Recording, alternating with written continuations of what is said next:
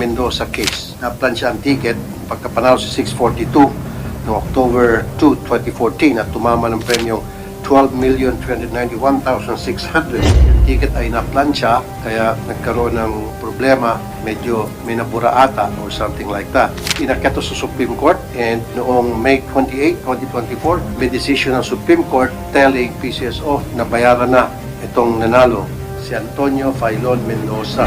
Bakit dinidefine yung order ng Supreme Court? Totoo po na ang desisyon po ng Korte Suprema ay naging final and executory.